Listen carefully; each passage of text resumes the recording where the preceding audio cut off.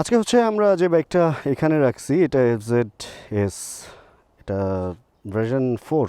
আচ্ছা, এখানে লেখাই আছে FZS ভার্সন 4। এই বাইকটা হচ্ছে এই নতুন এলইডি হেডলাইট সহ আসছিল, সাইডে দুইটা ডিআরএল আছে অ্যান্ড MT-15 মতো মিটার, আর কয়েকটা কালারই আসছে। ওর মধ্যে ম্যাট ব্ল্যাক হচ্ছে এইটা, একদম কয়লা টাইপের একটা কালো কালার। বাইকটা অনলি 1300 কিলোমিটার চলা, বাইক ফ্রির বাইক, অ্যান্ড এই বাইকটার সিরিয়াল বেশ আগের। আজকে এরকম একটা নতুন বাইক মানুষ কেন বিক্রি করে দেয়, অ্যান্ড এত আগের বাইক এরকম মানে এত অল্প কিলোর কিভাবে, এই সমস্ত ব্যাপারগুলো নিয়ে হালকা পাতলা হচ্ছে কথা হবে। তাহলে চলেন বাইকে উঠি। Hey everyone, this is Syed Mohammad Iqbal, welcome to my YouTube channel MSI Vlogs। বাইকটার মধ্যে সুবিশাল সিট, একদম এফজেডের প্রথম যে সিরিজটা ছিল FZ1, যেটা 1-2 বা 2 FI প্রথম যেটা আসে আর কি, FZS ভার্সন 2, ওর পরে 3 থেকে হচ্ছে এই সিটটা বড় সড়ো একটা সিট, ফ্যামিলি বাইক বলে অনেকে। অ্যান্ড পেছন সাইডটা একটু নিচু, সামনের সাইডটা একটু উঁচু, এই জন্য মানে এটারে ফুলফিল কমিউটার বলা যায়, অ্যান্ড কমফোর্টের রাজাও বলা হয় আর কি। 140 সেকশনের টায়ার পেছনে, 100 হচ্ছে সামনে, রিম টিম মিলা, পেছনে ট্র্যাকশন কন্ট্রোল, সামনে হচ্ছে ABS। এই হচ্ছে এই বাইকের ধরন। FI একটা বাইক, মাইলেজও মোটামুটি ভালো দেয়। চলেন দেখি চালাইতে কেমন লাগে। প্রথমত যে কথাটা বলবো সে, এই তোমার দেখি সাইকেলের চাকা উপরে উঠে যায়। প্রথমত যে কথাটা বলবো সেটা হলো, এত অল্প কিলোতে মানুষ কেন বাইক বিক্রি করে দেয়। আসলে কে যে কোন কারণে কোন বাইক বিক্রি করবে বা বিক্রি করে, এই জিনিসগুলা বোঝা আসলে মুশকিল, আসলে একদম মুশকিল। আমার পরিচিত এক ভাই, আমি এর আগে ওই ঘটনা বলছি, আজকে আরেকবার রিপিট করি। পরিচিত এক ভাই একটা XSR প্রথম যখন আসলো তখন সে ওইটা কিনলো, অ্যান্ড কেনার পর ওই বাইকটা সে চালাইলো 41 কিলো অনলি, রাখলো 7-8 দিন, অ্যান্ড তারপরে সে ঠিক করলো যে ওই বাইকটা একটু গুজু হয়ে বসতে হয়, একটু সামনের দিকে ঝুঁকে বসতে হয়, যদিও স্ক্র্যামলার টাইপের, বাট সামনের দিকে একটু ঝুঁকতে হয়। স্ক্র্যামলার বা ক্র্যাফে রেসার এগুলো একটু সামনের দিকে ঝুঁকে বসতে হয়। তো ওইটা ওনার ব্যাক পেনের ঝামেলা ছিল, একটু ঝামেলা করা শুরু করলো, এই জন্য ওই বাইকটা সে রাখলো না, সে বাইকটা সেল করে দিবে এরকম মনস্থির করলো। অ্যান্ড 41 কিলোর বাইকটা বিক্রি করে সে কিনলো, তখন আবার মার্কেটে নতুন আসছিল CBX, অ্যান্ড CBX-টা কিনলো, ওইটাও শেষ 85 বা সামথিং এরকম 100 কিলোর নিচে। দেন বিক্রি করে সে দুইটা বাইক কিনে, একটা MT-15 আর একটা FZ। তো চিন্তা করে দেখেন এই বাইকগুলো এত অল্প কিলোতে সে বিক্রি করছে। অ্যান্ড অনেকের এরকম হয়, কিছু কিছু বাইক দেখা যায় যে সে দেখা যায় গিফট পাইছে অথবা কোনো লটারিতে পাইছে, ওইগুলা দেখা যায় যে 100 কিলোর নিচে সে বিক্রি করে দেয়। বিভিন্নভাবে বিভিন্ন বাইক অনেকে পায়, ওগুলা বিক্রি করে দেয় বিভিন্ন সময়। আমি এরকম ঘটনা দেখছি, একটা বাইক কিনে বাসায় গেছে, ওয়াইফের পছন্দ হয় না, ওই বাইক যদি ঘরে থাকে তাহলে তার সংসার ভেঙে যাইতে পারে, অ্যান্ড পরে ওই বাইক সে সেকেন্ড হ্যান্ড শোরুমে বিক্রি করে দিচ্ছে।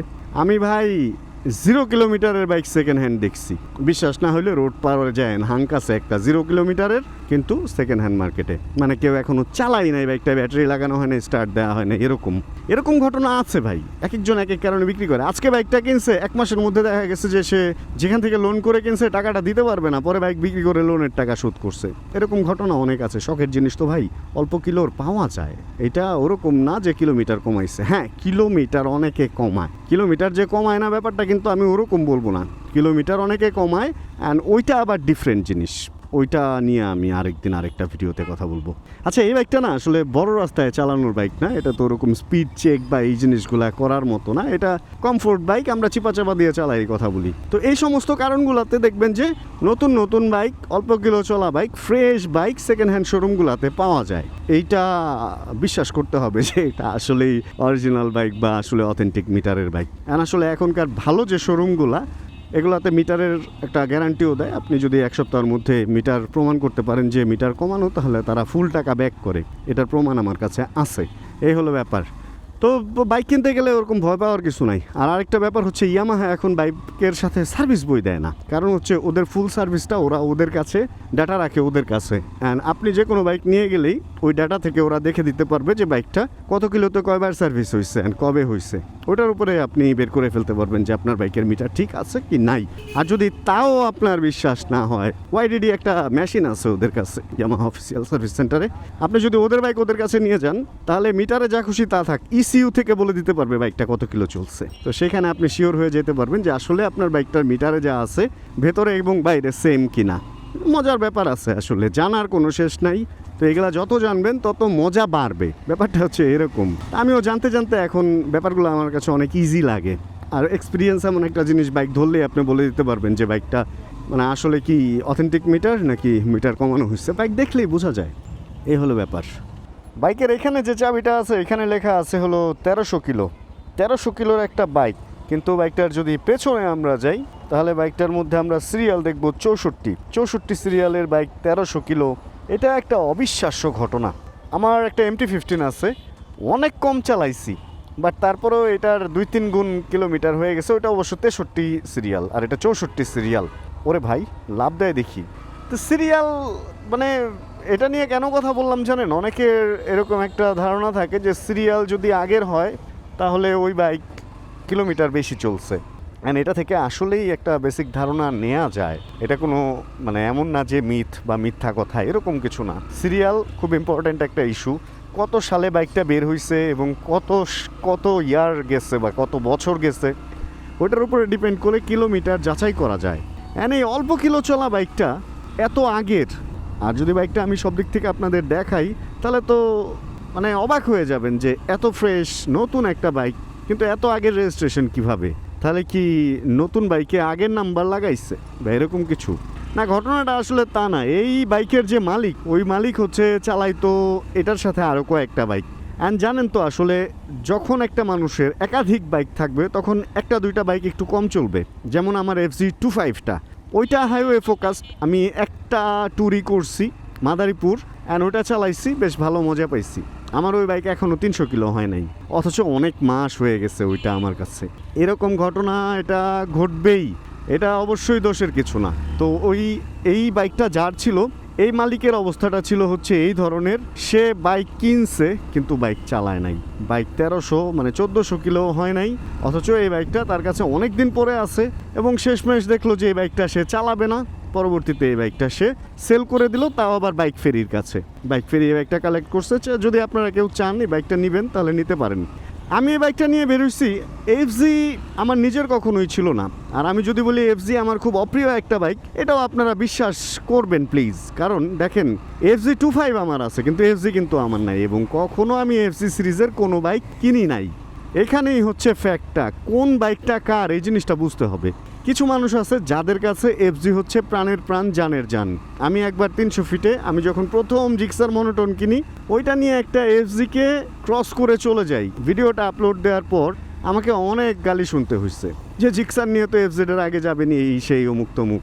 আর কিছু লোক যারা হচ্ছে FZ লাভার, তারা আবার আমাকে বলছে যে ভাই মানে এটা এইভাবে সব বাইক স্পিড ফোকাসড না, সব বাইকের কাজ এক না। ব্যাপারটা বুঝতে আমারও তখন ভুল ছিল যে আসলে সব বাইক সব কিছু ফোকাস করে বানানো হয় নাই ভাই। এক একটা বাইকের এক একটা মানে ওটারে কি বলে ক্রাইটেরিয়া আছে, এবং এক একটা বাইক এক একটা কাজ সম্পাদন করার জন্য বানানো হয়েছে। এখন FZ-এর কাজ যেটা, ওইটা FZ ভালো মতোই করতেছে।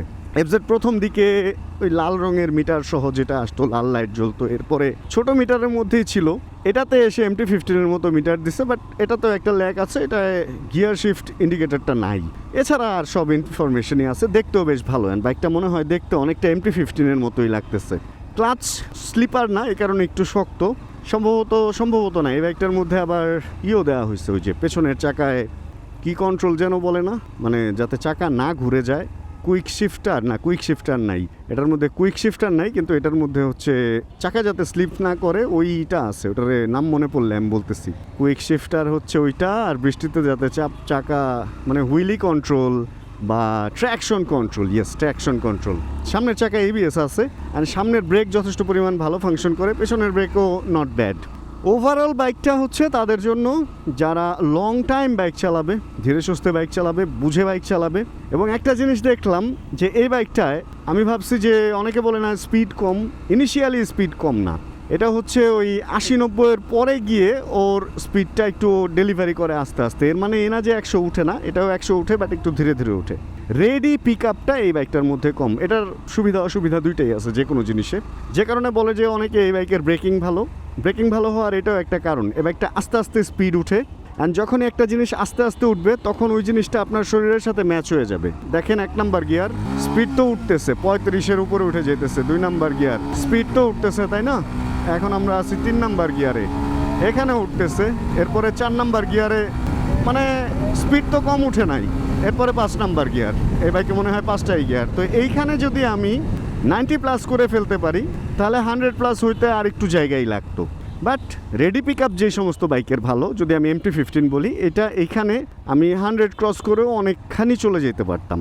খেলাটা হচ্ছে এইখানে, এই বাইকটা স্পিড স্লো উঠবে এবং স্পিডটা স্লো উঠলে আপনি ওই স্পিডটার সাথে সামঞ্জস্য রেখে বডিটা ওইভাবে রেডি হবে এবং ব্রেকিংটা ওইভাবে রেডি হবে। এই কারণে এই বাইকে অ্যাক্সিডেন্টের পরিমাণ কম এবং এই বাইকের ব্রেকিং কনফিডেন্ট ভালো, এটা মানুষ বলে। সাসপেনশন ফিডব্যাকও নট ব্যাড। ওভারঅল এফজি আমার পছন্দের না এটা বললে ভুল হবে, কারণ আমি তো 2.5 আবার কিনছি। পছন্দের না এটা বললে ভুল হবে, কারণ হচ্ছে এফজি মানে আমার কাজের বাইক না। দেখা গেছে যে আমি MT-15 কিনে রাখছি 150cc সেগমেন্টের, এখন এটারও মাইলেজ ভালো, ওইটারও মাইলেজ ভালো, ওইটাতে আমি আবার রেডি পিক আপ পাচ্ছি, এটাতে আবার ওইটা আমি কম পাচ্ছি বলে আমি এফজিটা চালাচ্ছি না। কিন্তু ভাই এমটির যে কমফোর্ট, ওর চেয়ে এইটার কমফোর্টের পরিমাণটা অনেক বেশি, এটাকে কমফোর্ট কিং বলা হয় আর কি। এখন এগুলা অনেকে মজা করে বলে কমফোর্ট এই সেই, ভাই যেটা এটার মধ্যে আছে ওইটা মজা করে বলেন আর নাই বলেন, ওইটা তো ওইটাই। এখন এই বাইকের প্রতি আমার ওরকম আহামরি কোনো মায়া দয়া বা শত্রুতা কোনো কিছুই নাই। যে বাইকটা যেমন আমি ওইটারে ওইভাবে উপস্থাপন করার ট্রাই করি। যদি বলেন এটা রেডি পিক আপ, আমি বলবো বুলশিট, নাই। যেটা খারাপ ওটা খারাপ বলতেই হবে, রেডি পিক আপ আরেকটু থাকলে ভালো হইতো। যদি বলেন ওভারটেক করার, ওই তো রেডি পিক আপ, এই একটা জিনিসের ল্যাক এই বাইকটার মধ্যে আছে, যেটা হচ্ছে রেডি পিক আপ। কারণ এটা রেস করার জন্য বাইকটা বানায় নাই। যদি রেস করার জন্য বানাইতো তাহলে, ওরা বানাইছে অবশ্য, MT-15টা বানাইছে, ওটা আপনি রেসিং বাইক হিসেবে ব্যবহার করতে পারেন, নট ব্যাড। বাট এইটা ওই বাইক না, সেগমেন্ট আলাদা করা থাকে তো ভাই, এক একটা বাইক এক এক কাজের জন্য। Sports bike, naked sports bike, commuter bike এবং অন্যান্য ক্রুজার বাইক, তাই না? তো কোন বাইক কী কাজ, এটা যদি বুঝে আপনি বাইক কিনেন তাহলে দেখা যাবে যে আপনার এত কনফিউশন থাকবে না আর কি। আচ্ছা, আমার এই বাইকটার কটা ছবি তুলে দিতে হবে, যেহেতু বাইক ফেরি থেকে বাইকটা নিয়ে বেরোইছি, সেহেতু ওরা সাইকেল স্টান্ট করতেছে। হ্যাঁ রে, ওরা টান দিয়ে কি সুন্দর চাকা উপরে উঠে ফেলে। আবার এই ভাই তো সাইকেলের মাঝখানে লোহার মধ্যে দাঁড়ায়ও গেছিলো। এগুলা একসময় ট্রাই করতে যে পড়ছিও কম না। যাক, আমরা এইদিকে বাইকটা রেখে বাইকটার ছবিটা তুলে দেন এদিক থেকে বেরোই। যাই হোক, মোটামুটি ঈদে হচ্ছে শহর ফাঁকা হয়ে গেছে, 60 ফিট রোডও মোটামুটি ফাঁকা। দেখেন এই সমস্ত জায়গায় এরকম ফাঁকা চিন্তাই করা যায় না। রাস্তাঘাটও মনে হইতেছে পরিষ্কার, আবহাওয়া মেঘলা, যে কোনো সময় বৃষ্টি হইতে পারে। একটা বৃষ্টি হইলে রাস্তাঘাট যে ঈদে এত সুন্দর ফাঁকা পরিষ্কার হয়ে যাবে, যা ধুলাবালি কাগজ টাগজ আছে এগুলা ধুয়ে যখন এখান থেকে বের হয়ে যাবে, ব্যাপারটা অনেক সুন্দর হবে। অ্যান্ড ভিডিওর লাস্টের দিকে আমরা চলে আসছি। আমি একটা কথাই বলবো যে আসলে এফজেড আমার পছন্দ কি পছন্দের না এটা কোনো বড় ইস্যু না। আমি যদি অন্য কোনো বাইকের কথা বলি, জিক্সার আগে আমি চালাইতাম, এখন আমি চালাই না। আমি এমন একটা বাইকের কথা বলি যে বাইকটা আমি কখনোই চালাই নাই, সেটা হচ্ছে হোন্ডা এক্সব্লেড। মানে আমার এটা ভালোই লাগে না। আমার ভালো লাগে না এর মানে কি বাইকটা বিক্রি হবে না? না, এই বাইকটা ফ্যান বেজ অনেক বড়। ঢাকার রাস্তায় সবচেয়ে বেশি যদি দেখেন, আমার মনে হয় এই বাইকটাই 150cc সেগমেন্টে দেখা যায়। FZ2 মানে FZS V2 আমি কখনোই কিনি নাই, কারণ এই বাইকটা আমার দরকার পড়ে নাই।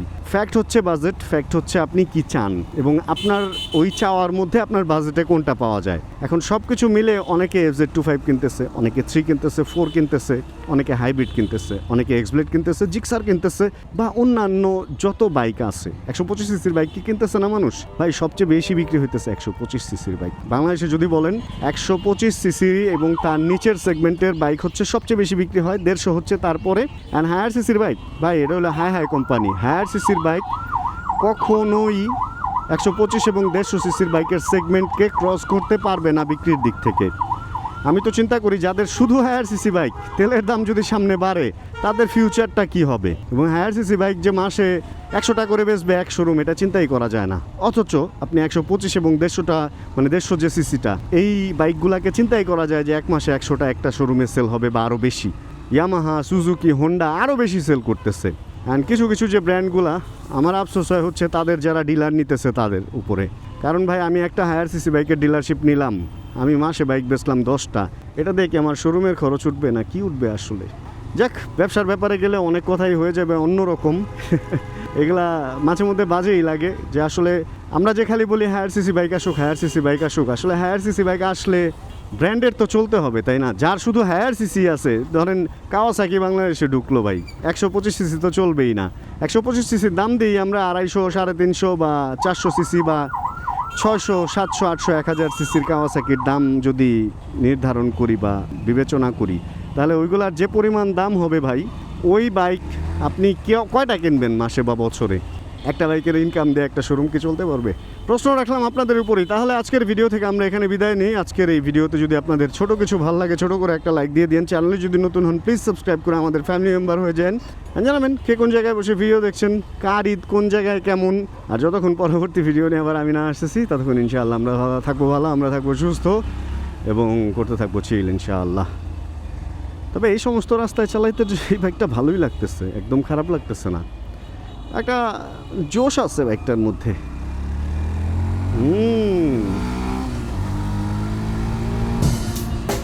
চিল bro. Check the mic and make sure it sound right, boys.